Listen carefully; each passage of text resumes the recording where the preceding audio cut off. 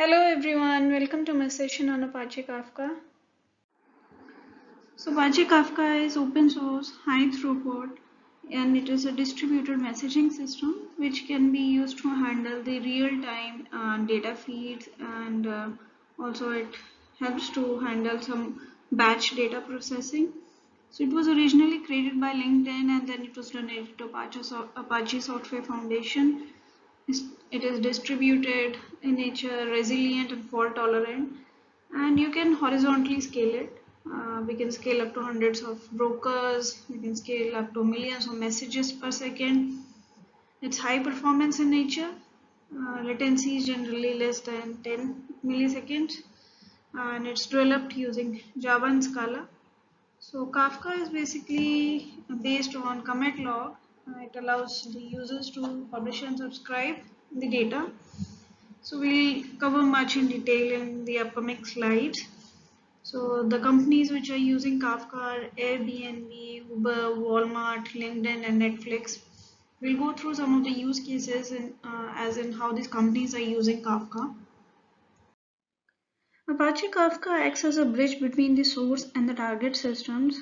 As you can see here, so you have producer or the source systems. Basically, they will have the data that they will put to the Apache Kafka, and then the corresponding consumer or the target system, they get this data straight from the Apache Kafka, right? So here in this diagram, as you see here, Kafka is actually decoupling decoupling the data streams, right? So once the data is there in the Kafka, so any system can use or they can consume the data, such as databases or the analytics system, email or audit, so they can consume this data. And on the other side, you can see the source systems who are actually putting the data like website events, pricing data, financial transaction or user interactions. So in this way, Kafka, it helps to decouple the data streams. Understanding some of the terms. First, what is a producer? This is an application that will send message to the Kafka. This doesn't send to the recipient but directly sends to the Kafka server. Now, what is a message? So we refer data as a set of the messages, right? So that data can be small to medium sized piece of the data.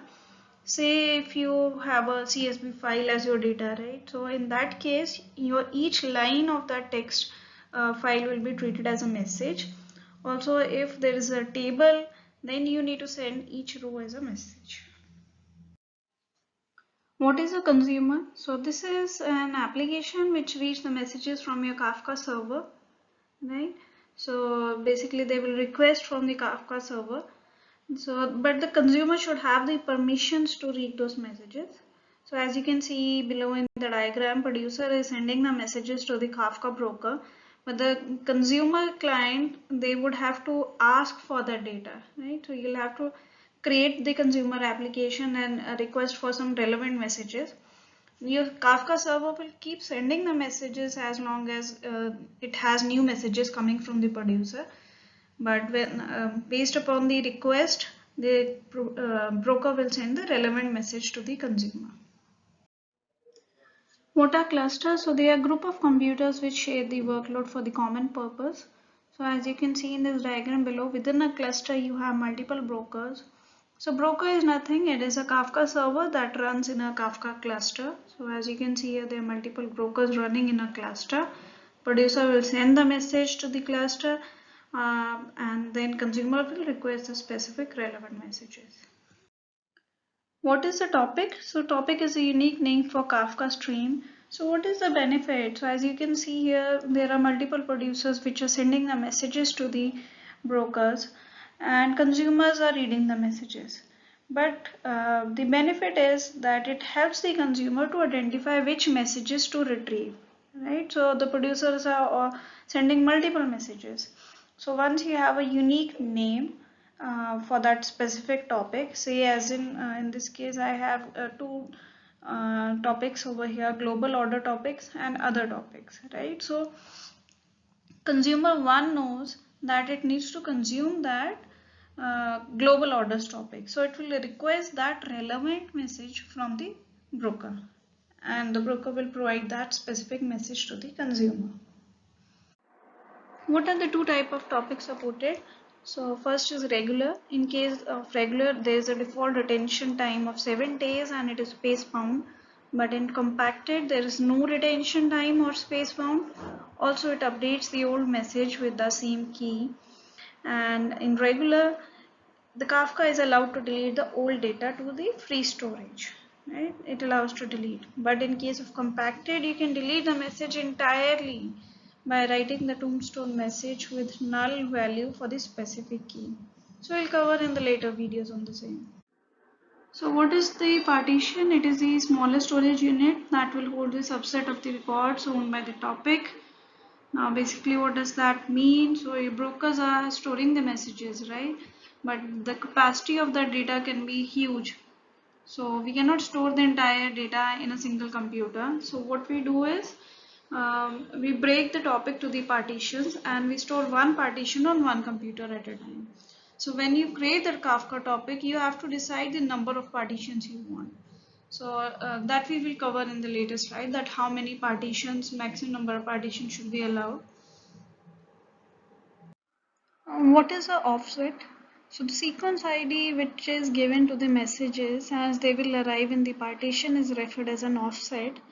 So basically, as you see below, so the first message which is stored in the record partition, so this is having the offset as 0, right? And so on. This will be a increasing numerical identifier. So this basically helps to uniquely identify the record within the topic or your partition, right? It also helps you locate the messages, since you know the offset number, you have the partition number and the topic name, so it helps you locate the messages.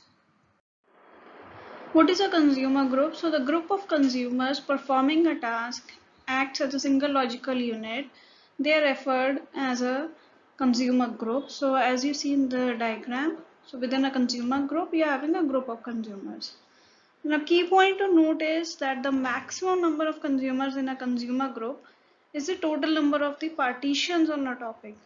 So for this reason, it is recommended so that you have more number of partitions on a topic, so that going further, when you want to scale your application, you can increase the number of consumers based upon the number of partitions you have on a topic.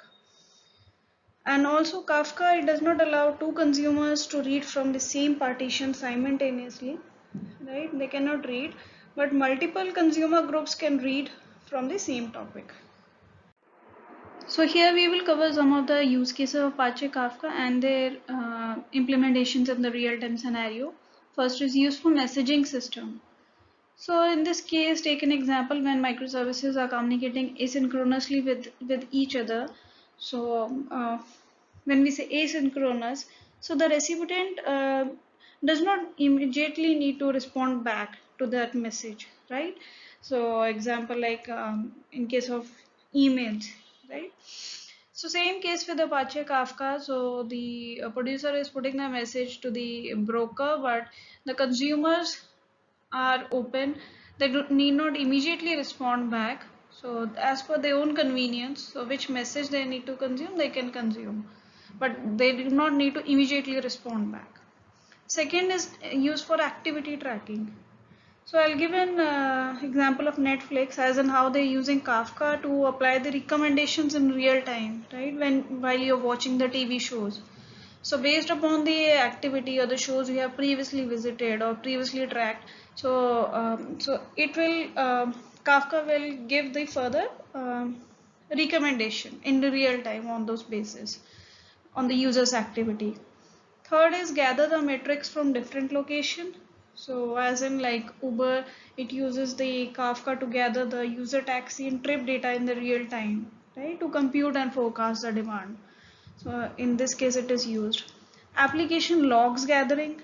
So when I'll give an example of LinkedIn, as in how they use the Kafka to prevent the spam. It collects the user information, user interactions to make the better recommendations, right? To make that better recommendation in the real time. So based upon the company you work, the organization you are part of. It will give you more recommendation of your nearby colleagues who can be in connection with you. Then stream processing with Kafka Stream API.